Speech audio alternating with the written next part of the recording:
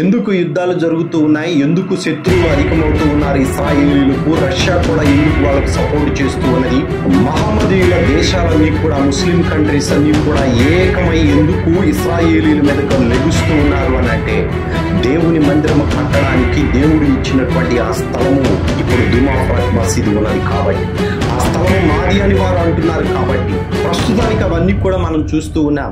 ఇజ్రాయేలీలతో యుద్ధం చేస్తూ ఉన్నటువంటి హమాస్ వారు, గాజా వారు, ఇప్పుడు ప్రస్తుతానికి ఇరాన్ వాళ్ళు, రానున్న కాలంలో ఇరాక్, ముస్లిం కంట్రీస్ అన్ని కూడా ఇప్పుడు ప్రస్తుతానికి రష్యా మాత్రమే సపోర్ట్ పంపిస్తూ ఉన్నది. కానీ అసలు రోమా ప్రభుత్వం సపోర్ట్ చేయాలి. ఆ రోమా ప్రభుత్వం సపోర్ట్ చేయడం ప్రారంభమైంది అని అంటే 7 సంవత్సరాల శ్రమల కాలం బహు సమీపంగా ఉన్నదని ప్రతి విశ్వాసి గమనించవలసినటువంటి. దేవునికి మహిమ కలుగును గాక. ప్రభువును లోకరక్షకుడైన యేసయ్య పుణ్యనామమున మీ అందరికీ నా హృదయపూర్వకమైనటువంటి వందనాలు. ప్రభువు కృపలో ప్రకటన గ్రంథం 11వ అధ్యాయాన్ని మనం ధ్యానం చేస్తూ ఉన్నాం. ఈ అధ్యాయంలో ఇద్దరి సాక్షుల యొక్క ప్రభావము, ఇద్దరి సాక్షులు 3.5 సంవత్సరాల పాటు యావత్తు ప్రపంచమంతటా చేసేటువంటి కార్యాలను వాయుమండలములోను, జలములలోను, భూమి మీదను వారికి దేవుడు అనుగ్రహించిన అతీతమైనటువంటి అధికారమును బట్టి వ్రాయబడి ఉన్నది. ఇదే అధ్యాయంలో ఈ ఇద్దరు సాక్షులు మరణించటం కూడా వ్రాయబడి ఉన్నది, పునరుద్ధానం అవ్వడం కూడా వ్రాయబడి ఉన్నది. ఈ పునరుద్ధానము మొదటి పునరుద్ధానముతో ముడిపడి ఉన్నది. ఆ పునరుద్ధానములో వీరు కూడా పాలిభాగస్తులై ఉన్నారు. ఇక్కడ ఈ దినానికి మనం నేర్చుకోవలసినటువంటి పాఠం ఏమిటయ్యా అనంటే, ఈ ఇద్దరి సాక్షుల గురించి 4వ వచనం వరకు మనం ధ్యానం చేశాం. ఈ దినాన 5, 6 వచనాలను మనం ధ్యానం చేద్దాం. చదువుతూ ఉన్నాను. ఎవడైనను వారికి హాని చేయను ఉద్దేశించిన ఎడల వారి నోట నుండి అగ్ని బయలు వెడలి వారి శత్రువులను దహించి వేయును. గనుక ఎవడైనను వారికి హాని చేయనుద్దేశించిన ఎడల అలాగున వాడు చంపబడవలెను. తాము ప్రవచించు దినములు వర్షము కురవకుండా ఆకాశమును మూయుటకును వారికి అధికారం కలదు. మరియు వారికి ఇష్టమైనప్పుడెల్లా నీళ్లను రక్తముగా చేయుటకును నానా విధములైన తెగుళ్లతో భూమిని బాధించుటకును వారికి అధికారము కలదు. చిన్న ప్రార్థన చేసుకుని దేవుని యొక్క వాక్యాన్ని ధ్యానించుకుందాం. ప్రేమ కలిగిన తండ్రి, మహిమ కలిగిన మా యేసు ప్రభువా, నీ సన్నిధిలో మమ్మల్ని సమకూర్చినందుకు మీకు వందనాలు. ఘనుడవు, గొప్ప దేవుడవు, ఉన్నత స్థలముల మీద సింహాసనాసీనుడవు. దేవా, మీరు చేసేటువంటి కార్యాలు అతీతమైనటువంటివి. మా జీవితాలలో మేము ఎన్నిటినో అనుభవించి నీ కృపను పొందుకొని మీరు చేయబోయేటువంటి కార్యాలకు సాక్షులుగా ఉండడానికి మమ్మలను మీరు నిలబెట్టినందుకు మీకు వందనాలు. ఈ ప్రకటన గ్రంథము గురించి వివరముగా మాతో మాట్లాడుతూ ఉన్నందుకు మిమ్మల్ని స్తుతిస్తూ ఉన్నాం. వినగలిగే చెవులను, గ్రహించగలిగేటువంటి హృదయాన్ని మాకు అనుగ్రహించండి. సత్యమును సత్యముగా పసిగట్టగలిగేటువంటి కృపను మాకు దయచేయండి. మా సొంత ఆలోచన ఎక్కడా కూడా వాక్యమునకు అతికించకుండా, ఎన్నడూ కూడా అటువంటి ధైర్యము చేయకుండా, మీరు ఏదైతే వ్రాయించారో పరిశుద్ధాత్మ దేవా, మీరు ఏదైతే మాకు తెలియజేస్తూ ఉన్నారో వాక్యానుసారముగానే వీటన్నిటినీ మీరు మాకు వివరిస్తూ ఉన్నందుకు మీకు వందనాలు. తగినటువంటి ఆత్మ సంబంధమైనటువంటి మెలకువలు కలిగి నీ సన్నిధిలో యథార్థవంతులుగా ప్రవర్తించే కృపను దయచేయండి. వీక్షిస్తున్న ప్రతి ఒక్కరికి సంపూర్ణమైన మారు మనసు, రక్షణ అనుభవాన్ని దయచేయండి. వారి కుటుంబాలలో సమృద్ధిని, దీవెనను అనుగ్రహించమని యేసయ్య పుణ్యనామమును అడిగి వేడుకొని ప్రారంభించుకుంటున్నాము తండ్రి. ఆమేన్. ఇక్కడ మనం చదువుకున్నటువంటి ఈ వాక్య భాగంలో ఇద్దరు సాక్షులు, వారు భూమి మీద ఉన్నటువంటి 3.5 సంవత్సరాలలో శత్రువులు అధికంగా ఉంటారు. ఈ శత్రువుల గురించి మనం ఒకసారి వెనుకకు తిరిగి ఆలోచించినప్పుడు, శారీరకంగా కొంతమంది శత్రువులు వీరికి ఉన్నారు, ఆధ్యాత్మికంగా కొంతమంది శత్రువులు ఉన్నారు. ఆధ్యాత్మికంగా ఉన్నటువంటి శత్రువులు దేవునికి ఏ శత్రువులైతే ఉన్నారో, దేవునిని ధిక్కరించి ఎవడైతే పరలోకపు పౌరసత్వమును, పరిశుద్ధుల మీద తిరుగుబాటును, దేవునికి వ్యతిరేకమైనటువంటి కార్యాలు చేస్తూ ఉన్నాడో, ఆ లూసిఫరు, వాడి అనుచరులు, వాడి దురాత్మ సమూహం అంతా కూడా ఈ ఇద్దరు సాక్షులకు, ఆ కాలానికి భూమి మీద ఉన్నటువంటి పరిశుద్ధులకు శత్రువులుగా ఉన్నారు. శారీరకంగా ఇశ్రాయేలీయుల యొక్క దేశములో అనాది కాలం నుంచి వస్తూ ఉన్నటువంటి దేవాలయ సంబంధమైనటువంటి స్థలము విషయంలో, పాలు తేనెలు ప్రవహించేటువంటి దేశము విషయంలో ఇశ్రాయేలీయులకు శత్రువులు అనేక మంది చుట్టుపక్కల ప్రాంతాలలో ఉన్నారు. ప్రస్తుతానికి ఇప్పుడు మనం చూస్తూ ఉన్నటువంటి ఈ యొక్క సోషల్ మీడియాలో ఇశ్రాయేలీయులకు శత్రువులుగా మారుతూ ఉన్నటువంటి దేశాలు అధికముగా మహమ్మదీయుల దేశాలు. ఇప్పుడు ఈ మహమ్మదీయుల దేశాలకు సపోర్టుగా రష్యా కూడా నిలబడుతూ ఉన్నది. అంత మాత్రమే కాదు, ఈ రష్యాతో పాటు రోమా ప్రభుత్వం కూడా ఎప్పుడైతే ఈ మహమ్మదీయులకు సపోర్టుగా నిలబడుతుందో అప్పుడు బైబిల్లో ఉన్నటువంటి ప్రవచనాలు నెరవేరడం ప్రారంభమవుతాయి. మీరు క్షుణ్ణముగా జరుగుతూ ఉన్నటువంటి పరిస్థితులను, బైబిల్లో ఉన్నటువంటి వాక్యాన్ని చాలా స్పష్టంగా గ్రహించి అర్థం చేసుకోవడానికి ప్రయత్నం చేయండి. ప్రభువైన యేసుక్రీస్తు పరలోకములో 7 ముద్రలు విప్పదీసినటువంటి కాలము, ఆ 7 ముద్రల కాలము భూమి మీద 7 సంవత్సరాలు. అదే 7 సంవత్సరాలను నియంతా అనేటువంటి లోక సంబంధమైనటువంటి రాజులలో చివరి రాజు అయినటువంటి వాడికి దేవుడు ఇచ్చినటువంటి కాలము. ఇదే 7 సంవత్సరాలలో భూమి మీద పరిశుద్ధులైనటువంటి వారు అనేక మంది హింసించబడతారు, చంపబడతారు, హతసాక్షులవుతారు. ఇదే 7 సంవత్సరాలలో పరిశుద్ధాత్మ దేవుడు మొదటి 3.5 సంవత్సరాలు అయిపోయిన తర్వాత పరలోకము వెళతారు. ఆ పరలోకము వెళ్ళేటప్పుడు హతసాక్షుల ఆత్మలు తీసుకుని వెళ్ళిపోయారు అని మనం గతంలో ధ్యానం చేశాం. మరి భూమి మీద ఉన్నటువంటి పరిశుద్ధులను దేవుడు బలపరచడానికి, ఆదరించడానికి, వారికి దిక్సూచిని, ఆత్మ సంబంధమైనటువంటి మెలకువలను తెలియజేయడానికి ఆయన అధికారమును 2 సాక్షులకు అనుగ్రహించారు. ఈ 2 సాక్షులు పరిశుద్ధాత్మ దేవుడు పరలోకమునకు వెళ్ళిన తరువాత, ప్రభువైన యేసుక్రీస్తు 7వ ముద్రను విప్పదీసిన తరువాత, అనగా 7వ ముద్రలో 7 బూరలు ఉన్నాయి, 7వ బూరలో 7 పాత్రలు ఉన్నాయి. ఇవన్నీ కూడా 2వ 3.5 సంవత్సరంలో జరుగుతాయి. ఈ 2వ 3.5 సంవత్సరంలో 2 సాక్షులు మాత్రమే కాదు, భూమి మీద దేవునికిని ఆయన బిడ్డలైనటువంటి పరిశుద్ధులకును వ్యతిరేకముగా పనిచేసేటువంటి 2 మనుషుల రూపంలో ఉన్నటువంటి దురాత్మలు ఉన్నారు. కంటికి కనబడకుండా దురాత్మ సమూహం అంతా కూడా భూమిని ఆవరించి ఉన్నది. వీరందరినీ కూడా వాడి ఆధ్వర్యములో ఉంచుకున్నటువంటి లూసిఫర్ అనేటువంటి వాడు కూడా ఈ భూమి మీదనే సంచారం చేస్తూ ఉన్నాడు. అయితే 2 సాక్షులకు వ్యతిరేకముగా సాతాను యొక్క ప్రధాన అనుచరులైనటువంటి 2 మనుషులలో కనబడతారు. మిగిలినటువంటి వారు ఎవరు కూడా మనుషుల నేత్రాలకు కనబడరు. సాతానుడు కనబడడు, దురాత్మ సమూహము కనబడదు. వీరందరూ కూడా వారి యొక్క ఆత్మ ప్రభావముతో పరిశుద్ధులను, మనుషులలో విభేదాలను, హత్య గావించడానికి, హత్య చేయడానికి, గొడవలకును, వివాదాలకును, దేశానికి మధ్య, సంఘానికి మధ్య, సమాజానికి మధ్య, మనిషికి మధ్య వ్యతిరేక భావమును, భయంకరమైనటువంటి క్రూర తత్వమును ఈ భూమి మీద విస్తరింపజేసేటువంటి సమూహము ఆ దురాత్మ సమూహము. ఇప్పుడు ప్రభువైన యేసుక్రీస్తు పరలోకంలోనే ఉన్నారు.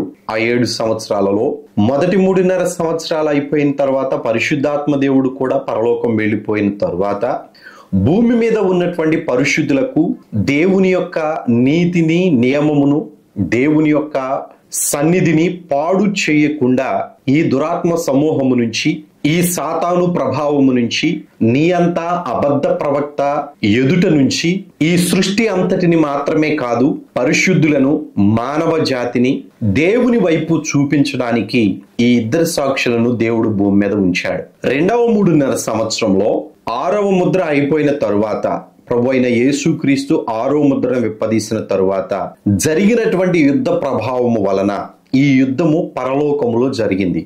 పరలోకములో జరిగినటువంటి యుద్ధ ప్రభావము వలన అది 13వ అధ్యాయంలో మనం స్పష్టంగా ధ్యానం చేస్తాం.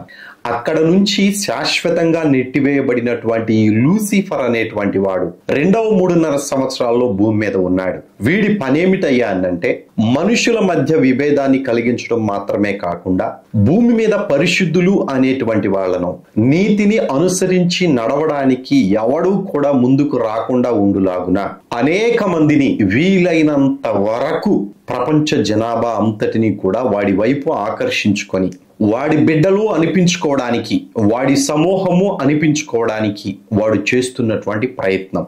ఇది వీడికి ఎప్పటి నుంచి ఉన్నది అనంటే, ఇదే భూమిని దేవుడు 6 నెలలుగా బయటికి తీయడానికంటే ముందు వీడు నివాసం చేస్తున్న భూమి ఇదే.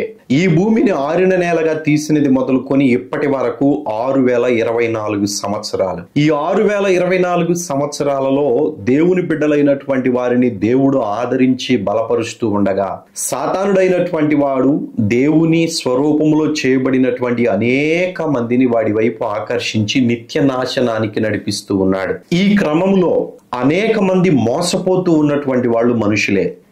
సాతానుగాడికి తెలుసు ఇక నాకు ఉన్నది నిత్యాగ్నిగుండమేనని. వాడి సమూహం అంతటికి తెలుసు మేము చేసినటువంటిది సర్వ సృష్టికి ఆధారభూతుడైనటువంటి దేవదేవునికి వ్యతిరేకముగా మేము ప్రవర్తించాము, ఇక మీదట మాకు క్షమాపణ లేదు అని. వారు ఖచ్చితంగా అగ్నిగుండానికి వెళ్ళవలసినటువంటిది అని అందరికీ తెలుసు.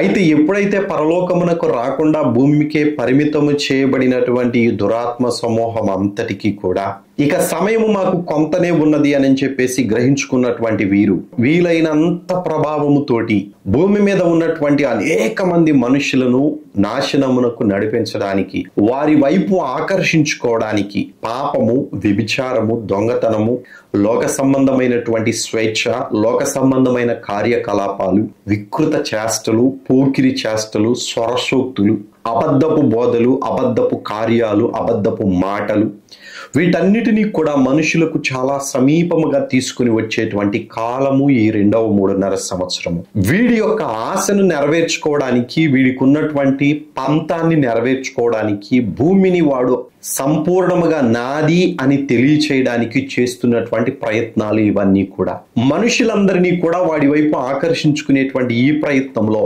వీడికి సపోర్ట్ గా నిలబడినటువంటి ఇద్దరు అబద్ధ ప్రవక్త, నియంత అయినటువంటి వాడు రోమా ప్రభుత్వంలో నుంచి వచ్చాడు అని. రోమా ప్రభుత్వంలో నుంచి వచ్చినటువంటి వాడు మొదటి 3.5 సంవత్సరంలో స్నేహభావము కలిగి చాలా ప్రేమతోటి అందరినీ కలిపి వేసుకునేటువంటి వానిలాగన, ప్రేమ స్వభావము కలిగి స్నేహభావము కలిగి ఉండేటువంటి వాడులాగా నటించి 2.5 సంవత్సరంలో వీడు ప్రపంచాన్ని ఏలాలి అనేటువంటి ఒక క్రూరమైన ఆలోచన కలిగి ప్రపంచ దేశాలలో ఉన్నటువంటి వారిని వీడి వశం చేసుకోవడానికి చాలా పెద్ద ప్రయత్నమే చేస్తూ ఉన్నాడు. అయితే ఈ ప్రయత్నంలో వీనికి సపోర్ట్ గా నిలబడినటువంటి వారు మహమ్మదీయుల దేశాలు. ఈ ముస్లిం కంట్రీస్ అన్ని కూడా ఈ రోమా ప్రభుత్వంలో నుంచి వచ్చినటువంటి నియంతకు సపోర్ట్ గా నిలబడతారు.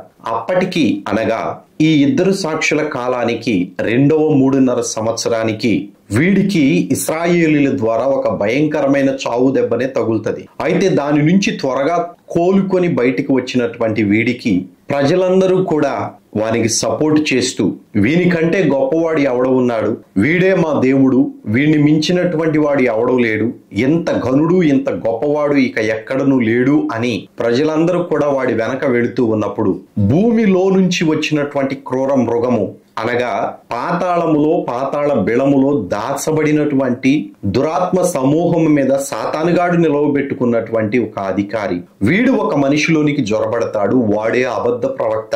ఈ అబద్ధ ప్రవక్త నియంతకు సపోర్ట్ చేస్తాడు. నియంతకు సపోర్ట్ చేయడానికి వచ్చి వాడు ఏదైతే చేయాలి అని ఆశ కలిగాడో దానికి సంపూర్ణమైన మద్దతును తెలియజేయడం మాత్రమే కాకుండా వాడు చేసేటువంటి అద్భుతములు అని అనుకుంటున్నటువంటి కార్యాలన్నిటినీ కూడా వీడు కూడా చేస్తాడు. ఆ మాటలు జాగ్రత్తగా ఆలకించండి. నియంత అబద్ధ ప్రవక్త వీళ్ళిద్దరూ ఒకే మాట మీద నిలబడి వీడికి గురువైనటువంటి సాతాను యొక్క ఆలోచనను భూమి మీద జరిగించడానికి ప్రజలందరినీ కూడా తప్పు మార్గంలోనికి నడిపిస్తారు. ఈ మార్గములో మనుషులు వారి పక్షమున నిలబడేటువంటి విధముగా వారిద్దరూ కూడా మనుషులను ఆకర్షించడానికి చేసేటువంటి అద్భుత కార్యాలు బైబిల్లో వ్రాయబడి ఉన్నాయి. వీడు టెక్నాలజీని ఉపయోగించి ఒక రోబోని కనిపెడతాడు. ఈ రోబోకి ప్రపంచంలో ఉన్నటువంటి వారందరి యొక్క పల్స్ కూడా ఎంత ఉన్నది, బీపీ ఎంత ఉంది, షుగర్ ఎంత ఉంది, వాడి పరిస్థితి ఏమిటి, ఏ ఏ రోగాలు వానికి ఉన్నాయి, వాడి బ్లడ్ గ్రూప్ ఏమిటి అని సమస్తము కూడా చెప్పగలిగేటువంటి టెక్నాలజీతో కూడిన ఒక రోబోని వీడు తయారు చేస్తాడు. దీనిని ఆధారము చేసుకొని దీనిని ఆకర్షణీయముగా ప్రజలందరికీ కనబరుస్తూ ఈ 2.5 సంవత్సరంలో దీనిని ప్రపంచమంతటా కూడా ఒక దేవుడుగాను, ఒక దేవతగాను, ఒక దూతగాను, ప్రాణము ఉన్నటువంటి దాని వలె ప్రవర్తించేటువంటి ఒక రోబోగాను ఈ అధికారులైనటువంటి వారిద్దరు, అనగా లూసిఫర్ నియమించినటువంటి అధికారులు, అబద్ధ ప్రవక్త, నియంత అయినటువంటి వారిద్దరు కూడా ఆ రోబోని చూపిస్తూ ప్రజలందరికీ కూడా మీరు ఆరోగ్యముగా ఉండాలి అన్నంటే, క్రయ విక్రయాలు మీకు కావాలి అన్నంటే, మీకు కావలసినటువంటి సకల సమృద్ధిని కూడా అందించాలి అన్నంటే, మీ రోగముల నుంచి విడుదల పొందుకోవాలి అన్నంటే, ఇదిగో ఈ 666 ముద్ర అనేటువంటిది మీరు వేసుకుంటే తప్పకుండా సమస్తము కూడా మీకు అనుగ్రహించబడతాయి. మీ రోగాలు క్లియర్ అవుతాయి. మీకు క్రయ విక్రయాలు చక్కగా గవర్నమెంట్ ద్వారా ఏది కూడా మీకు ఆటంకం లేకుండా సకలము కూడా సమృద్ధిగా మీకు అందించబడతాయి. ఈ ముద్ర ఎవరికైతే ఉన్నదో వారందరూ కూడా భూమి మీద ఎక్కడికైనా వెళ్ళొచ్చు, ఏమైనా చేయవచ్చు. ధనముతో సంబంధం లేదు. ఈ ముద్ర కలిగి ఉంటే చాలు. మీరు ఖాళీగా ఉండకుండా మీరు చేయవలసినటువంటి పనిని కూడా మేము నియమిస్తాం. ఆ పనిని చేయడం, మీకు కావలసినటువంటి సకలము కూడా తీసుకొని వెళ్ళడం. అంతేకాని డబ్బుతో సంబంధం లేనటువంటి పనులు ఇక్కడ ఈ నియంత అబద్ధ ప్రవక్త అయినటువంటి వాడు ప్రవేశపెడతాడు. ఈ 2.5 సంవత్సరంలోనే 666 ముద్రను ఈ నియంతకు సపోర్ట్ గా వచ్చినటువంటి వాడు, అబద్ధ ప్రవక్త అయినటువంటి భూమిలో నుంచి వచ్చిన క్రూర మృగము ప్రపంచం అంతటా ఉన్నటువంటి ప్రజలను ఒత్తిడికి గురి చేస్తాడు. ఇంతకు మించినటువంటి భాగ్యం మీకేమున్నది? మరణము మీకు రాదు. మీరు పని చేసి డబ్బు చెల్లించకుండానే ఆ పనే మీకు పెట్టుబడిగాను, ఆ పనే మీకు ద్రవ్యముగాను, ఆ పనే మీరు చేసేటువంటి ఉద్యోగాలే మీకు సకలము కూడా అందిస్తాయి. డబ్బుతో మీకు సంబంధము లేదు అని చెప్పి అందరినీ కూడా వాడి వైపు ఆకర్షించుకుంటూ ఉన్నటువంటి సందర్భంలో వీరిని పూర్తిగా వాడి వశము చేసుకొని అగ్నిగుండానికి నడిపిస్తూ ఉన్నాడు అనేటువంటి సత్యాన్ని ప్రకటించడానికి ఈ ఇద్దరు సాక్షులను దేవుడు అధికారం ఇచ్చి భూమి మీద నిలవబెట్టాడు. ప్రజలందరినీ వీడి వైపు ఆకర్షించుకోవడానికి, లూసిఫర్ గాడికి తల వంచడానికి అబద్ధ ప్రవక్తను, నియంతను నిలబెట్టినటువంటి వీరి ఇరువురు కూడా వారు చేసేటువంటి కార్యాలను ఇక్కడ వ్రాయబడి ఉన్నాయి. ఒకసారి చదువుతూ ఉన్నాను. ప్రకటన గ్రంథము 13వ అధ్యాయము 13వ వచనాన్ని చదువుతూ ఉన్నాను. అది ఆకాశము నుండి భూమికి మనుషుల ఎదుట అగ్ని దిగివచ్చునట్లుగా గొప్ప సూచనలు చేయుచు ఉన్నది. కత్తి దెబ్బ తినియు బ్రతికిన ఈ మృగమునకు ప్రతిమను చేయవలెనని అది భూనివాసులతో చెప్పెను. ఆ మృగము ఎదుట చేయుటకు తనకీయబడిన సూచనల వలన భూనివాసులను మోసపుచ్చుచూ ఉన్నది. ఎన్ని అద్భుతాలు, ఎన్ని ఆశ్చర్యాలు వీరు చేస్తారయ్యా అనంటే మనుషులకు మరణమే ఉండదు అనే నమ్మకాన్ని కూడా మనుషుల్లోనికి తీసుకొని వస్తారు. మీరందరూ కూడా ఈ ముద్ర ఒక్కటి వేయించుకుంటే చాలు, ఇక మీకు మరణమే ఉండదు. ఈ భూమి మీద ఎక్కడా కూడా మీకు ఎటువంటి హాని కూడా కలగదు. ఎక్కడికైనా వెళ్ళవచ్చు, ఏదైనాను తినవచ్చు, ఏ సుఖభోగములైనను అనుభవించవచ్చు అనే ఒక తప్పుడు నినాదాన్ని, పాపపు కార్యాన్ని, పాపములోనే నివాసము చేసేటువంటి విధముగా ఈ కార్యాన్ని వాడు రూపొందిస్తాడు. ఇది నమ్మడానికి ఆకాశము నుంచి అగ్నిని కురిపిస్తారు. ఆ అధికారము వాళ్లకు ఇవ్వబడి ఉన్నది. వారు చేసేటువంటి కార్యాలను బట్టి ప్రజలందరూ కూడా వాడి వైపు ఆకర్షించబడేటువంటి విధముగా సాతానుడు, వాడి దురాత్మ సమూహము వీళ్ళిద్దరికీ సపోర్ట్ గా నిలబడి వారు ఏదైతే చేయాలి అనుకుంటున్నారో ఆ కార్యములను జరిగించడానికి దురాత్మ సమూహం అంతా కూడా ఈ ఇద్దరు నియంతకు, అబద్ధ ప్రవక్తకు సపోర్ట్ గా నిలబడతారు. ఇక్కడ మీరు గమనించవలసిన విషయం ఏమిటయ్యనంటే వీరు ఆకాశము నుంచి అగ్నిని కురిపిస్తూ ఉన్నారు. ఆకాశము నుంచి కురిపించేటువంటి అగ్ని దేవుని దగ్గర నుంచి వచ్చినటువంటి అగ్ని కాదు. వారు దేవునికి వ్యతిరేకముగా కార్యం చేస్తూ ఉన్నారు. పాత నిబంధన కాలములో మోషే, ఏలియాల కాలములో ఆకాశము నుంచి అగ్ని దిగి వచ్చెను అనే మాటలు మనం చదువుకుంటాం. వారు చేసినటువంటి కార్యాలు దేవునికి మహిమకరముగా చేశారు. కానీ వీరు చేసేటువంటి కార్యాలు దేవునికి వ్యతిరేకముగా చేస్తూ ఉన్నారు, ప్రకృతి సంబంధముగా చేస్తూ ఉన్నారు, పాప సంబంధముగా చేస్తూ ఉన్నారు, సైన్స్ ను ఉపయోగించి చేస్తూ ఉన్నారు, మనుషులను దేవునికి దూరం చేయాలి అని సూచక క్రియలు చేస్తూ ఉన్నారు. ఈ కాలంలో దేవుడు భూమి మీద ఉన్నటువంటి ఆ ఇద్దరు సాక్షులను లేవి గోత్రములో నుంచి వచ్చారు అని, ప్రత్యేకించి అహరోను సంతానపు వారు అని గతంలో మనం ధ్యానం చేశాం. వీరిరువురిని కూడా దేవుడు ఏర్పాటు చేసుకొని అతీతమైనటువంటి అధికారాన్ని వీళ్లకు దేవుడు అనుగ్రహించాడు. మనుషులలో నివాసము చేస్తూ ఉన్నటువంటి ఈ యొక్క ఇద్దరి దురాత్మలను, నియంత అబద్ధ ప్రవక్తను, ప్రపంచానికి వారి నిజస్వరూపము తెలియజేయడానికి, వీరి మీద అధికారి అయి వీళ్లకు అధికారమును అనుగ్రహించినటువంటి లూసిఫర్ అనేటువంటి వాడిని కూడా ప్రపంచానికి తెలియజేయడానికి దేవుడు, సర్వ సృష్టికర్త అయినటువంటి యెహోవా దేవుడు వీరికి అనుగ్రహించినటువంటి కాలము కూడా 3.5 సంవత్సరాలు. ఈ 3.5 సంవత్సరాలలో వీరు నియంతను, అబద్ధ ప్రవక్తను, సాతానును, వాడి దురాత్మ సమూహం అంతటిని కూడా ప్రపంచానికి వీరు చేస్తున్నటువంటిది హానికరము. వీరి మాటలు విన్నా, వీరి అద్భుతాలను చూసినా, వీరి అద్భుతాలను నమ్మి వారి పక్షమున నిలవబడి 666 ముద్ర వేయించుకున్న ఖచ్చితముగా అగ్నిగుండానికి వెళతారు. 666 ముద్ర వేయించుకున్నటువంటి వానికి క్షమాపణే లేదు. బైబిల్లో స్పష్టంగా వ్రాయబడి ఉన్నది, వాడు క్షమించబడడానికి వీలు లేని పరిస్థితుల్లోనికి వెళతాడు. అందుకనే దేవుడు ఈ ఇద్దరు సాక్షులకు కూడా అతీతమైనటువంటి అధికారాన్ని అనుగ్రహించారు. ప్రజలకు అప్పటి వరకు కూడా తెలియనటువంటి ఉన్నతమైన కార్యాలను ఈ ఇద్దరు సాక్షులు చేస్తారు. నియంత అబద్ధ ప్రవక్త అయినటువంటి వానికి వ్యతిరేకముగాను వారు చేసేటువంటి సూచక క్రియల కంటే కూడా బలమైన, అద్భుతమైన, సత్య సంబంధమైన దేవుని కృపను పొందుకున్నటువంటి వారిగా, దేవుడు ఇచ్చినటువంటి అధికారమును ఉపయోగించుకుంటున్నటువంటి వారిగా ఈ ఇద్దరు సాక్షులు యావత్తు ప్రపంచానికి కనబడతారు. సహోదరులారా, వీరు ఆకాశం నుంచి అగ్నిని కురిపించారు. నియంత అబద్ధ ప్రవక్త అయినటువంటి వారు వీళ్ళు చెప్పే సాక్ష్యం ఏమిటయ్యానంటే, ఏలియా వలెను, మోషే వలెను మేము కార్యాలు జరిగిస్తున్నాము అని ఆ దైవ సేవకుల యొక్క కార్యాలను వీళ్ళు తలపోసుకుంటారు. ఎందుకు వీళ్ళు ఇంత దుష్కార్యానికి ఒడికట్టారు అనంటే, సాతానుడికి ఈ భూమి కావాలి, ఈ భూమి మీద అధికారం కావాలి, వాడి దురాత్మ సమూహం అంతా కూడా వాడి చుట్టూ ఉండి వాడిని ఆరాధించాలి. అది కూడా యెరూషలేములో వాడి సింహాసనం ఉండాలి. ఆ యెరూషలేములో కూడా ఇప్పుడు దేవుని యొక్క మందిరము, 3వ మందిరముగా ఏదైతే కట్టబోతూ ఉన్నారో ఇశ్రాయేలీలు, ఆ స్థలములో ప్రస్తుతానికి ఉన్నటువంటి దూమా ఫ్రాక్ మసీదు ఏదైతే ఉన్నదో ఆ స్థలమే వాడికి కావాలి. మొదటి 3.5 సంవత్సరాల్లో జరిగినటువంటి పరిణామాలను బట్టి ఐక్యరాజ్య సమితి అనేక దేశాల వారు చొరవ చేసుకుని వచ్చి మహమ్మదీయులకును ఇశ్రాయేలీయులకును ఆ పరిశుద్ధమైనటువంటి స్థలాన్ని 2 భాగాలు చేశారు. 2 భాగాలు చేసి ఆవరణమును మహమ్మదీయులకు, పరిశుద్ధ స్థలము, అతి పరిశుద్ధ స్థలము ఇశ్రాయేలీయులకు వచ్చు విధముగా కట్టినటువంటి ఆ 3వ మందిరాన్ని 2 భాగాలు చేస్తారు. అందుకనే ఈ ప్రకటన గ్రంథంలో ఈ మాట వ్రాయబడి ఉన్నది, ఆలయమునకు వెలుపటి ఆవరణమును కొలత వేయక విడిచిపెట్టుము, అది అన్యజనులకు ఇయ్యబడెను, వారు 42 నెలలు పరిశుద్ధ పట్టణమును కాలితో త్రొక్కుదురు. 11వ అధ్యాయము 2వ వచనం. సహోదరులారా, ఇది జరిగిన తరువాత ఇద్దరు సాక్షులు ఇశ్రాయేలీలో నుంచి, లేవి గోత్రములో నుంచి, అహరోను సంతానములో నుంచి వస్తారు. వీళ్ళు మోషే కాదు, ఏలియా కాదు, బాప్తిసమిచ్చు యోహాను కాదు, హానోకు గారు కూడా కాదు.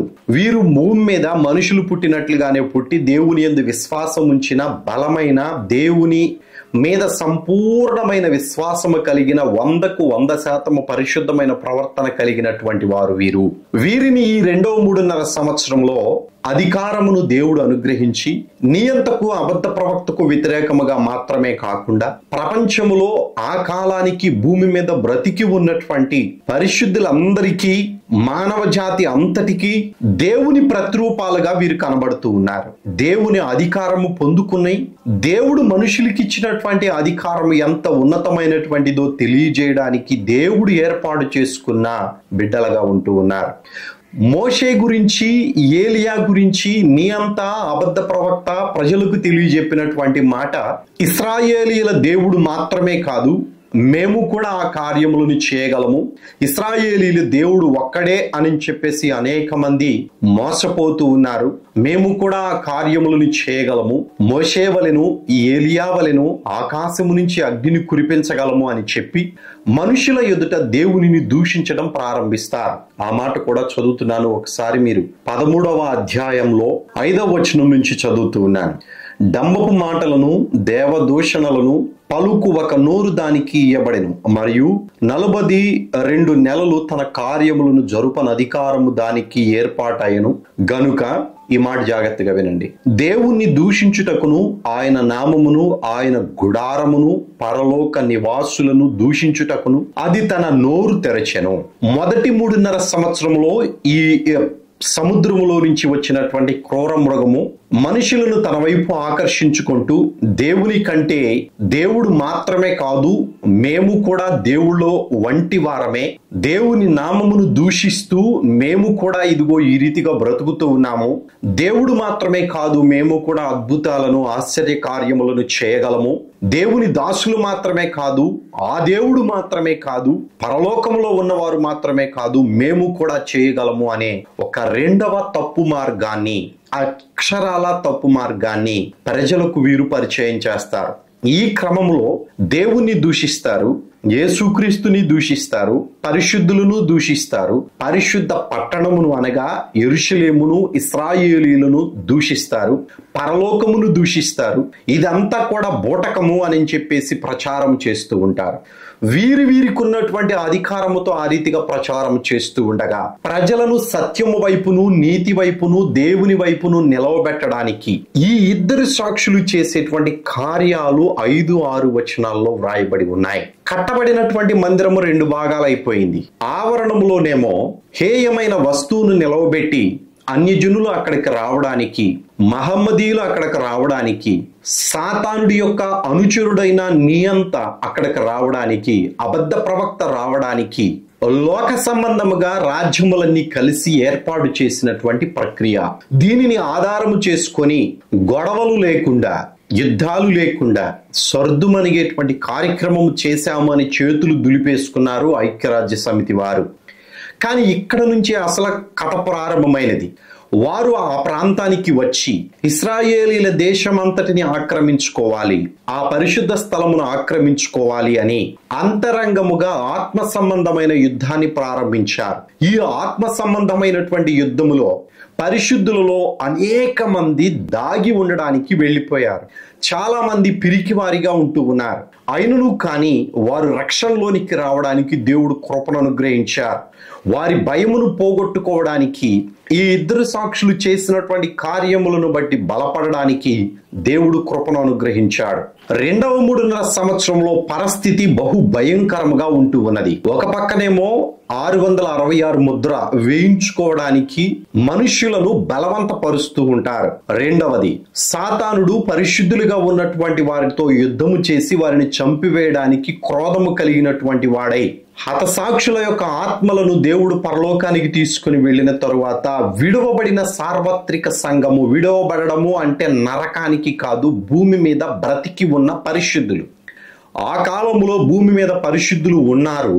వారిని పూర్తిగా సమూలముగా నాశనం చేయడానికి లూసిఫర్ అనేటువంటి వాడు ఈ పరిశుద్ధుల వెంట పడుతూ వారి యొక్క విశ్వాసమును చెరిపివేయడానికి ప్రవాహము అనేటువంటిది వాడి నోట నుంచి అబద్ధపు వచనాలను, అవిశ్వాసపు మాటలను, దేవుని మీద అవిశ్వాసము కలిగేటువంటి కార్యములను వాడి జరిగిస్తూ విశ్వాసులను తప్పుదారి పట్టించడానికి వెళుతూ ఉంటాడు. ఈ క్రమములో ఇద్దరు సాక్షులు పరిశుద్ధులకును సాతానుడు వారిని పెడుతున్నటువంటి ఇబ్బంది నుంచి విడుదల పొందుకుని దేవుని పక్షమున నిలబడడానికి, ప్రపంచమంతటా ఉన్నటువంటి ప్రజలు 666 ముద్రకు తలవంచకుండా నియంతను అబద్ధ ప్రవక్తను వ్యతిరేకించడానికి వీరికి దేవుడిచ్చినటువంటి బలమైన కార్యాలు ఇవి. వారు ఆకాశము నుంచి అగ్నిని కురిపించారు.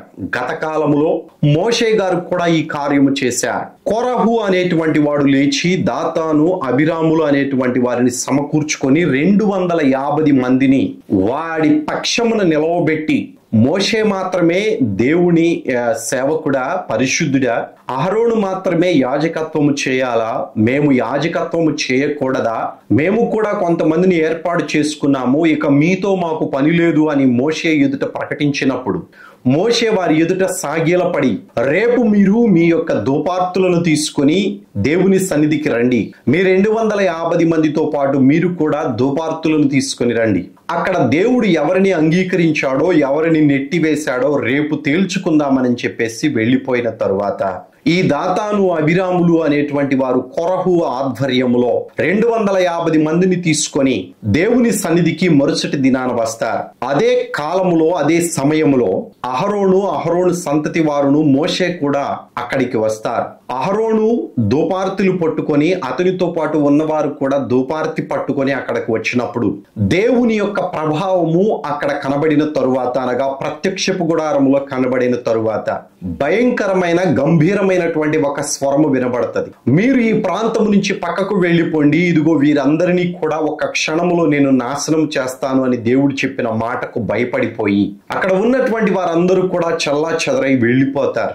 వెళ్ళిపోయినప్పుడు దేవుడు మోషేకి చెప్తాడు, మోషే దాతాను, అబీరాము, కొరహు అనేటువంటి వారి యొక్క నివాసములు ఉన్నటువంటి ప్రాంతములో వారి గుడారముల దగ్గర ఎవరినీ లేకుండా చేయి, అక్కడ ఉన్నటువంటి సమాజపు వారికి దూరముగా వెళ్ళిపోమని చెప్పు, నేను వారిని విచిత్రముగా చంపివేయబోతూ ఉన్నాను అని ఎప్పుడైతే మోషేకి తెలియచేశాడో మోషే వెళ్ళి ఆ మాట దాతాను, అబీరాము, కొరహు అనేటువంటి వారి కుటుంబాలకు తెలియచేసిన తరువాత వారి కుటుంబాలకు సమీపంలో ఉన్నటువంటి సమాజపు ప్రజలందరూ కూడా దూరముగా వెళ్ళిపోతారు. దూరముగా వెళ్ళిపోయిన వెంటనే భూమి నెరవిడిచి దాతాను, అబీరాము, కొరహు యొక్క బంధువులను, ఆస్తిని, వారి కుమారులను, కుమార్తెలను, సమస్తమైనటువంటి వాటిని మృంగివేసి ఉన్నది. అది చరిత్రలో ఉన్నటువంటి సంఘటన.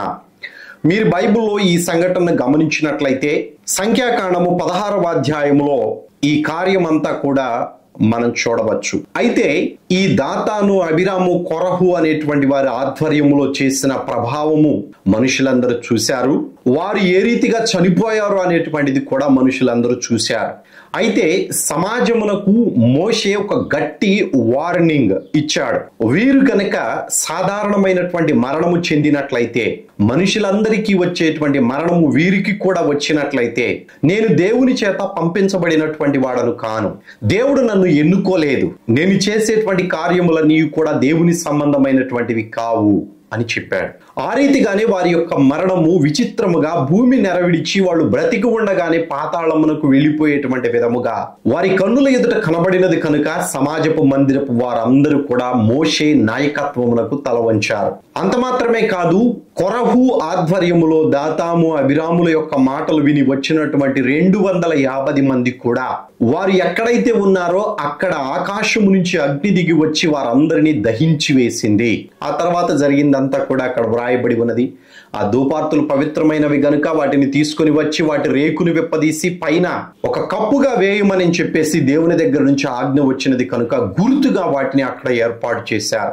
ఇదంతా నేను ఎందుకు చెప్పానయ్యానంటే, దేవుని అధికారము క్రింద చేసేటువంటి కార్యాలు వేరు, మనుషుల సొంత ఆలోచనను బట్టి చేసేటువంటి కార్యాలు వేరు. వీటికి దేవుడే పరిష్కారం ఇస్తాడు. వారి మనస్సుల నుంచి వచ్చినటువంటి ఆలోచనలు ఒకవేళ దేవునికి వ్యతిరేకముగా ఉన్నట్లయితే, దేవుని అధికారమునకు సపోర్ట్ చేయకపోయినట్లయితే దేవుడు చొరవ చేసుకొని ఆయన ఉగ్రతను వారి మీద కనపరుస్తాడు.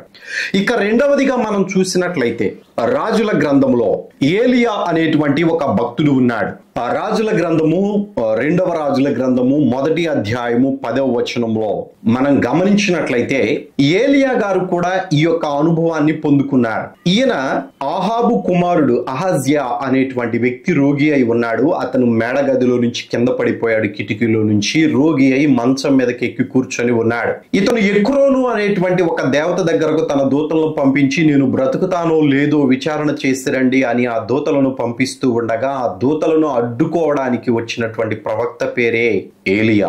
ఇతను తిష్బీయుడు. ఆ దూతలను ఎదుర్కొని వారికి చెప్పినటువంటి మాట ఏమిటయ్యానంటే, ఇశ్రాయేలీలు దేవుడు అనేటువంటి వాడు లేడనుకొని ఇశ్రాయేలీల్లో మీరు వెళ్లి ఎక్రోను అనేటువంటి దేవతను బెయల్జెబూలును విచారణ చేయడానికి మీరు వెళుతూ ఉన్నారా? మీరు వెళ్ళి మీ రాజుకు చెప్పండి, మంచం మీద నుంచి కిందకు దిగక మునిపే, క్రిందకు దిగకుండానే మరణము నిన్ను వశపరుచుకుంటదని చెప్పమని చెప్పి పంపించాడు. వీరు వెళ్ళిపోయి రాజుకు ఈ మాటలే తెలియచేసినప్పుడు అతను భయపడిపోయి ఏలియాను ఏ రీతిగా ఆయనను కాని కలవాలి అని మంచం మీదే ఉండి విచారణ చేయడానికి ఏలియాను తన దగ్గరకు తీసుకుని రావడానికి అతని యొక్క పరివారంలో 50 మందిని 50 మంది మీద అధికారిని ఈ ఏలియాని వెతుక్కొని తీసుకొని రండి అని పంపించినప్పుడు ఈయన ఒక కొండ మీద కూర్చొని ఉంటాడు. 50 మంది వెళ్ళిపోయి అక్కడ నిలబడి 50 మంది మీద అధికారి అయినటువంటి వాడు ఏలియా గారి దగ్గరికి వెళ్ళి, ఓయ్ దైవజనుడా రా అని చెప్పేసి వెటకారంగా పిలిచినప్పుడు, రాజు నిన్ను రమ్మంటున్నాడు, రాజు మాటకు లోబడి తల వంచుకొని రా అని అన్నట్లుగా ఏలియాను దైవజనుడిని అవమానపరిచినప్పుడు దైవజనుడు అంటాడు, ఏలియా గారు అంటారు, నేను నిజంగా దైవజనుడిని అయితే ఆకాశము నుంచి అగ్ని దిగి వచ్చి నిన్ను నీ 50 మందిని దహించి వేయునుగాక అంటాడు. ఆ రీతిగానే జరుగుతుంది. అది తెలుసుకుని రాజు మరి అధికముగా భయపడి ఇంకొక రెండవ 50 మందిని వారి మీద అధికారిని మరలా పంపిస్తాడు. వారు కూడా ఆ రీతిగానే మాట్లాడి ఆ రీతిగానే అగ్ని చేత దహించబడతారు. ఇక 3వ వారు వచ్చి అతను భయపడి సావధానముగా దైవజనుడిని బ్రతిమాలుకొని, నీకు నా ప్రాణము ప్రీతికరముగా ఉండనిమ్మో, నా మీద కోపపడవద్దు అని చెప్పేసి బ్రతిమలాడుకొని వెళ్ళి అతన్ని కలుసుకొని మాట్లాడి, ఆ రాజు నిన్ను రమ్మంటున్నాడయ్యా, మరి నువ్వు వస్తావా రావా, మరి నీ ఇష్టం ఏమైతే ఉన్నదో దాన్నే జరిగించు అని చెప్పేసి చెప్పినప్పుడు దూత ఏలియాకు చెప్తాడు, ఏమి భయపడక వారితో పాటు వెళ్ళు అని. ఈ 2 చోట్ల ఏలియా గారు కానీ మోషే గారు కానీ వారి నోట నుంచి అగ్నిని తీసుకొని రాలేదు. ఆకాశము నుంచి అగ్ని కురిసింది. వారు ఎప్పుడైతే ప్రకటించారో ఆ ప్రకటించిన వెంటనే ఆకాశము నుంచి అగ్ని కురిసింది. ఈ 2.5 సంవత్సరంలో నియంత అబద్ధ ప్రవక్త అయినటువంటి వారు జ్ఞాపకం తెచ్చుకొని ప్రజల ఎదుట ఇటువంటి అద్భుతాలని చేస్తారు. ఈ అద్భుతాలను చేసి ఇంతకు మించినటువంటి కార్యాలు ఇంకా ఎవడైనా చేయగలడా అని వెర్రవేగిపోతూ ఉన్నప్పుడు 2 సాక్షులు వారి ఎదుట నిలవబడి, మీరు ఆకాశం నుంచి అగ్నిని కురిపిస్తూ ఉన్నారు, దేవుని బిడ్డలు పరిశుద్ధులు క్రీస్తు యేసునందు విశ్వాసం ఉంచబడినటువంటి వారు ఏ రీతిగా ఉంటారో చూడండి అని చెప్పేసి మందిరమును 2 భాగాలు చేశారు అనుకున్నాం కదా. ఆ 2వ భాగము ఇశ్రాయేలీయులకు పరిశుద్ధ స్థలము అతి పరిశుద్ధ స్థలము ఇవ్వబడి ఉన్నది కదా, దానిని కూడా ఆక్రమించుకోవాలి అని ఈ క్రూర మృగమైనటువంటి వాడు నియంత అయినటువంటి వాడి యొక్క పరివారము వచ్చి యుద్ధము చేస్తూ ఉన్నప్పుడు వారందరినీ కూడా దహించి వేసేటువంటి ప్రభావము వీరిలో నుంచి బయటికి వచ్చింది. వీరు ఆకాశము నుంచి అగ్నిని కురిపించలేదు. వారు మాట్లాడుతూ ఉండగానే వారి నోట నుండి అగ్ని బయలువెడలను అనే మాట ఇక్కడ మనం చదువుకుంటూ ఉన్నాం. 5వ వచనం, ఎవడైనను వానికి హాని చేయను ఉద్దేశించినడలా వారి నోట నుండి అగ్ని బయలువెడలి వారిని వారి శత్రువులను దహించి వేసెను. ఈ మందిరము విషయంలో మాత్రమే కాదు, యావత్ ప్రపంచమంతటా కూడా ఎక్కడైనను కానీ ఈ 2 సాక్షులకు వ్యతిరేకముగాను వారిని ఆటంకపరచడానికి కానీ వారి సమయము సంపూర్ణమయ్యేటంత వరకు వారిని చంపడానికి వచ్చినటువంటి వారిని కానీ ఖచ్చితముగా వారు ఈ రీతిగానే వారి నోట నుంచి అగ్నిని బయటకు తీసుకుని వచ్చి వారిని దహించి వేస్తారు. ఇది ఎవడూ చేయలేనటువంటి పని. మోషే గారి కానీ ఏలియా గారి కానీ ఆ కాలంలో ప్రవచించారు. ప్రవచించినప్పుడు దేవుని దగ్గర నుంచి అగ్ని భూమి మీదకు దిగి వచ్చింది. ఈ సాతాను పరివారమైనటువంటి వీళ్ళు కూడా సైన్స్ ను ఉపయోగించి మంత్రజాలము చేసి అనేక రకాలైనటువంటి దురాత్మ ప్రభావములతోటి వారు ఆకాశం నుంచి అగ్నిని కురిపిస్తారే కానీ అది దేవుని దగ్గర నుంచి వచ్చిన అగ్ని కాదు. అయితే ఈ 2 సాక్షులు వారందరి నుంచి మనుషులను ఆ దురాత్మ సమూహము నుంచి దేవుని వైపు తిప్పడానికి వారి కంటే అతీతమైనటువంటి విధముగా అధికారము కలిగినటువంటి వారిగా వీరి నోట నుండే అగ్ని బయలు వెళుతూ ఉన్నది. ఆధ్యాత్మికంగా మనం ఒకసారి ఆలోచించినప్పుడు ఇది ఏ రీతిగా సాధ్యము? వారి నోట ఏ రీతిగా అగ్ని వస్తూ ఉన్నది? వీరు నిజముగా వారి లోపల అగ్నిని దాచిపెట్టుకొని ఉన్నారా, లేదా అగ్ని వారిలో ఉద్భవించడానికి దేవుడు ఏదైనా కార్యాన్ని జరిగిస్తూ ఉన్నాడా అనే ఆలోచన మనం చేయాలి. ఎందుకనంటే దేవుడు ఏమి చేయను ఉద్దేశించాడో దానిని సమస్తము కూడా మనకు విశదపరచే ఇచ్చాడు. ఇర్మియా గ్రంథము 5వ అధ్యాయంలో మనం ఒకసారి గమనించినట్లయితే ఇక్కడ ఇర్మియా గారికి దేవుడు ఒక మాట తెలియచేస్తూ ఉన్నాడు. 14వ వచనము 5వ అధ్యాయం. కావున సైన్యములకు అధిపతియు దేవుడినగు యెహోవా ఇలాగు సెలవిచ్చుచూ ఉన్నాడు, వారు ఈ మాటలు పలికినందున నా వాక్యములు వారిని కాల్చునట్లు నీ నోట వాటిని అగ్నిగాను ఈ జనులను కట్టెలుగాను నేను చేసేదను. ఇదే యెహోవా వాక్కు. యిర్మీయాను ఆ కాలంలో ఉన్నటువంటి యూదులు వ్యతిరేకించారు. దేవుడు లేడు, దేవుడు మా మీద ప్రభావము చూపడు, మాకు ఎటువంటి హాని కలగదు, మేము శత్రురాజు చేతికి అప్పగించబడము, ఏ కీడు మాకు రాదు, ఎవడు మమ్మల్ని ఏమి చేయడు, మా బలము, మాకున్నటువంటి ఆలోచన, మాకున్నటువంటి జ్ఞానము, మాకున్నటువంటి సైన్స్ ఏదైతే వారి కన్నుల ముందు కనబడుతూ ఉన్నదో దానిని పట్టుకొని ఆ సైన్యమును ఆధారము చేసుకొని విర్రవీగి పలికినటువంటి మాటలను బట్టి, దేవుడు తన ప్రవక్త ద్వారా పలికినటువంటి మాటను నెట్టివేసిన విధానాన్ని బట్టి దేవుడు అసలు మాకు కనబడలేదు, దేవుడు లేడు, దేవుడు మా మీద ఎటువంటి ప్రభావాన్ని, కోపాన్ని కనబరచడానికి శక్తి లేనటువంటి వాడు అని ఎప్పుడైతే వాళ్ళు నమ్మారో, యిర్మీయాకు దేవుడు సెలవిస్తూ ఉన్నాడు, వాళ్ళను కట్టెలుగా చేస్తాను, నా వాక్యమును నీ నోట అగ్నిగా ఉంచుతాను అని చెప్పాడు. ఇది యిర్మీయా గారి కాలంలో నెరవేరినట్లుగా మనం చూడము. కానీ యిర్మీయా గారు మాట్లాడినప్పుడు ఆయన నోట నుంచి వచ్చినటువంటి వాక్యము, దేవుని వాక్యము అగ్నిగా మారినట్లుగా మనం గమనించము. గాని ఈ 2.5 సంవత్సరంలో 7 సంవత్సరాల దేవుని ముద్రల కాలములో భూమి మీద శ్రమలు, మహాశ్రమలు జరుగుతూ ఉన్నటువంటి 7 సంవత్సరాల కాలంలో దేవుడు చివరి రాజుగా ఉన్నటువంటి వానికి ఇచ్చినటువంటి 7 సంవత్సరాల కాలములు ఇవన్నీ కూడా ఒకే కాలము. ప్రభువైన యేసుక్రీస్తు 7 ముద్రలు విప్పదీసిన కాలము ఒకటే, చివరి రాజు అయినటువంటి నియంతకు దేవుడు ఇచ్చినటువంటి 7 సంవత్సరాల కాలము అదే, భూమి మీదకి శ్రమలు, మహాశ్రమలు వచ్చినటువంటి కాలము కూడా అదే. మొదటి 3.5 సంవత్సరము, రెండవ 3.5 సంవత్సరం అని చెప్పుకుంటున్నటువంటి ఆ యొక్క 7 సంవత్సరాల కాలము కూడా అదే. దానియేలు గ్రంథంలో దానియేలు గారు చెప్పినటువంటి బలి నైవేద్యములో ఆపివేసినటువంటి కాలము, హేయమైన వస్తువు నిలవబెట్టినటువంటి కాలము కూడా ఈ 7 సంవత్సరాల కాలమే. ఇది ఎప్పుడు జరుగుతుంది అనేటువంటిది బైబిల్లో చాలా సూచనలు ఉన్నాయి. అవి ప్రస్తుతానికి మనం చూస్తూ ఉన్నాం, మన కళ్ళతో మనం చూస్తూ ఉన్నాం. నా మాటలు జాగ్రత్తగా ఆలకించండి, భారము కలిగి ధ్యానం చేయండి. ప్రమాదకరమైనటువంటి స్థితిలో మనం ఉన్నాం.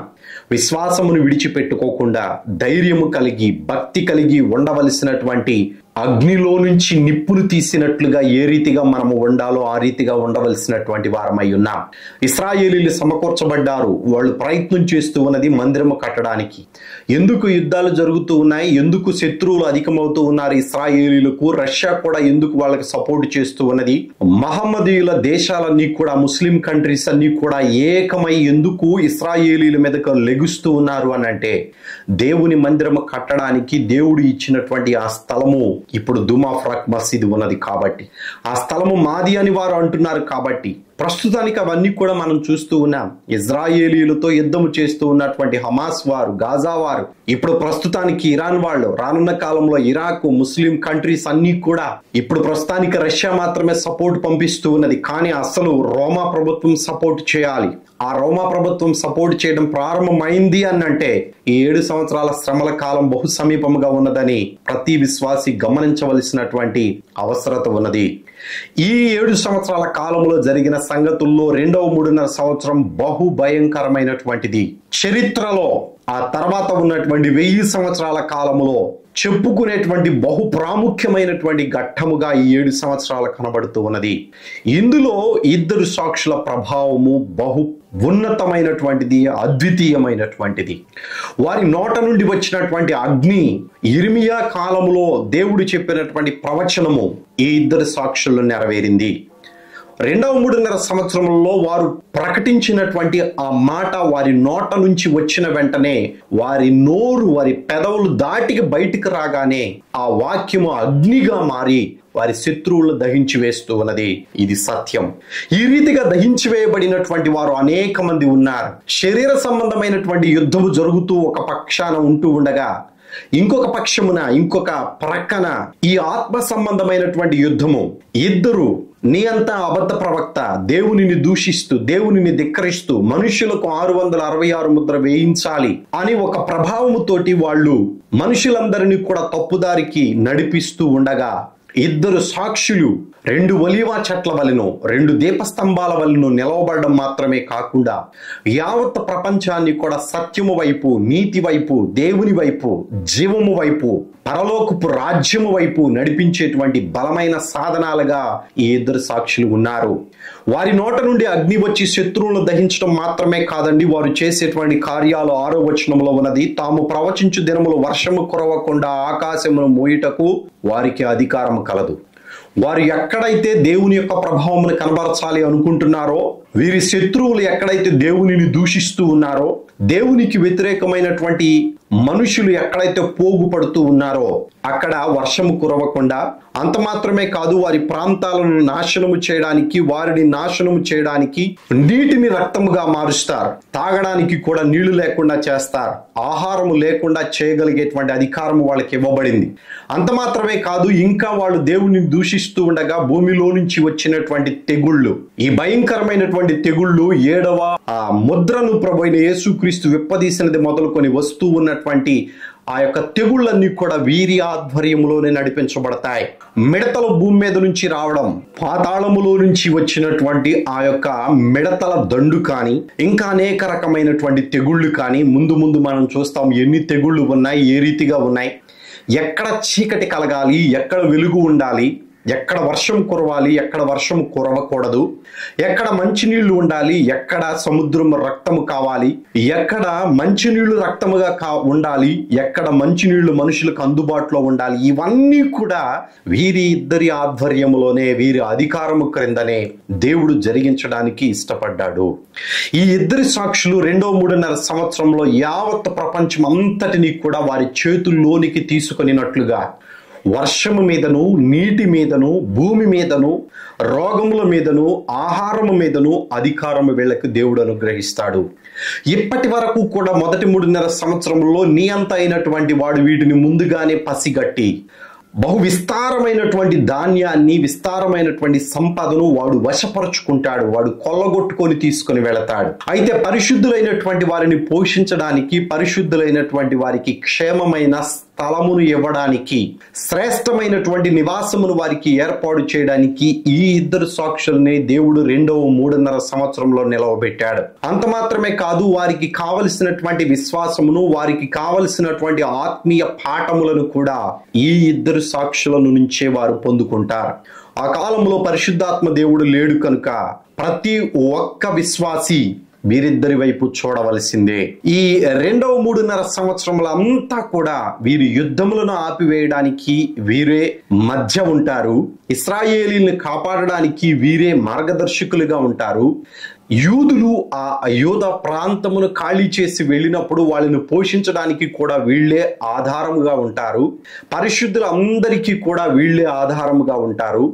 ప్రపంచంలో ఉన్నటువంటి అనేక జాతుల వారిని, అనేక దేశాల వారిని, ఆయా భాషలు మాట్లాడేటువంటి వారిని కూడా ప్రభువు వైపు తిప్పడానికి, మారు మనసు అనుభవంలోనికి రావడానికి, 666 ముద్రను నిరాకరించడానికి, వారి మనసును ప్రేరేపించేటువంటి విధముగా ఈ ఇద్దరు సాక్షులు అతీతమైనటువంటి కార్యాలు నియంతకు, అబద్ధ ప్రవక్తకు వ్యతిరేకముగా చేస్తారు. వీటన్నిటిని చూస్తూ ఉన్నటువంటి ఈ లూసిఫర్ అయినటువంటి వాడు కూడా ఈ 3.5 సంవత్సరాలు పూర్తయ్యేటంత వరకు కూడా వీళ్ళిద్దరిని ఏమీ చేయడానికి అధికారం లేదు. నా మాటలు జాగ్రత్తగా ఆలకించండి. ఈ 2 వచనాల్లో వాళ్ళకున్నటువంటి అధికారము వలన యావత్ ప్రపంచం అంతటినీ కూడా వాళ్ళ వైపు చూసేటువంటి విధముగా, మనుషులు శత్రువులైనటువంటి వారు వీళ్ళను బహుగా అసహ్యించుకునేటువంటి విధముగా, వాళ్ళు లేకుంటే బాగుంటది అనేటువంటి ఆలోచన వచ్చేటువంటి విధముగా వీరిద్దరికీ దేవుడు అధికారాన్ని ఇచ్చాడు. సహోదరులారా, వీరు ఈ 2.5 సంవత్సరాలు అయిపోయిన వెంటనే వీరి యొక్క మరణమునకు దేవుడు పర్మిషన్ ఇచ్చాడు. వీరి మరణము ఎంత భయంకరంగా ఉంటుందో, ఏ రీతిగా పునరుద్ధానం అవుతారో, ఆ శవములు ఏ రీతిగా భూమి మీద ఉంటావో, 3.5 రోజుల పాటు ఏమేమి జరగబోతవి అనేటువంటిది నెక్స్ట్ వీడియోలో మనం చూద్దాం. వీరి అధికారమునకు నియంత, అబద్ధ ప్రవక్త కూడా తలవంచవలసినటువంటిదే. వీరి అధికారమునకు సాతానుడు కూడా వీరిని ఏమి చేయడానికి వీలు లేనటువంటి విధముగా దేవుడు వీరికి అధికారముని ఇచ్చాడు. ఇట్టి అధికారమును దేవుడు వాళ్ళిద్దరికి మాత్రమే కాదు, రానున్నటువంటి నిత్యత్వములో ప్రతి మనిషికి కూడా దేవుడు, ప్రతి విశ్వాసికి కూడా దేవుడు ఇట్టి అధికారముని అనుగ్రహించడానికి ఇష్టపడుతూ ఉన్నాడు. కనుక జ్ఞానము కలిగి, ఆశ కలిగి క్రీస్తు యేసునందు విశ్వాసము ఉంచాలి అని ప్రభు పేరట మనం చేస్తూ ఉన్నాను. శ్రమలు వస్తాయి, కష్టాలు వస్తాయి, కన్నీళ్లు వస్తాయి, శత్రువులు వస్తారు. మనం ఎవరినైతే నమ్ముతామో వారే మనకు వ్యతిరేకముగా ఎదురు తిరిగి నిలబడతారు. అట్టి వారందరికీ కూడా మనము ఆధ్యాత్మికమైన పాఠాలను నేర్పించాలి అనంటే, మనలో వారికి కనబరచాలి అనంటే సత్యమును అనుసరించి నడవాలి, యథార్థమైన ప్రవర్తన కలిగి ఉండాలి. నిరంతరము మెల్కీషెదెకు క్రమము చొప్పున ప్రభువైన యేసుక్రీస్తు ఏ రీతిగా మన పక్షమున విజ్ఞాపన చేస్తూ ఉన్నాడో, యాజకుడిగా ఉన్నాడో, ప్రధాన యాజకుడిగా ప్రార్థన చేస్తూ ఉన్నాడో, అట్టి అనుభవంలోనికి మనం రావాలి. ఇవన్నీ ఏమి లేకుండా బాప్తీసం తీసుకున్నాను, పాపమును విడిచిపెట్టాను, ఇక నేను పరలోకం వెళ్ళిపోతాను అని అనుకుంటే కుదరదు.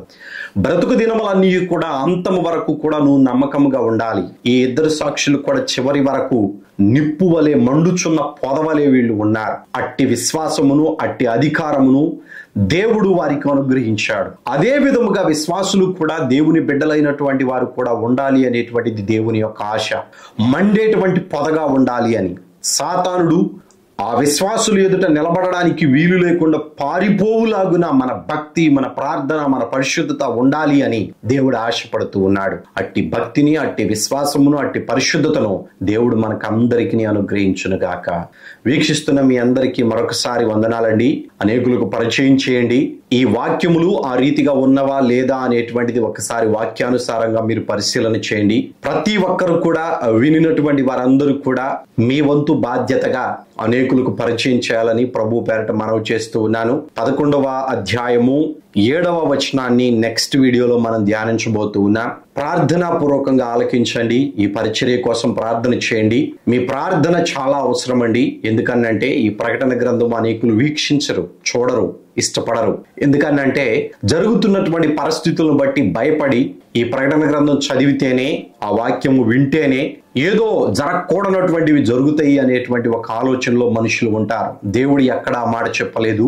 పైగా ఈ ప్రకటన గ్రంథం చదువువాడును, వాటి యందు ఉన్నటువంటి వచనాలను ధ్యానించి గైకొనువాడు ధన్యుడు అని వ్రాయబడి ఉన్నది. ఆ ధన్యత్వం నాతో పాటు మీరు కూడా పొందుకోవాలని ప్రభు పేరట మనవి చేస్తూ మీ అందరికీ కూడా వందనాలు. సెలవు తీసుకుందాం.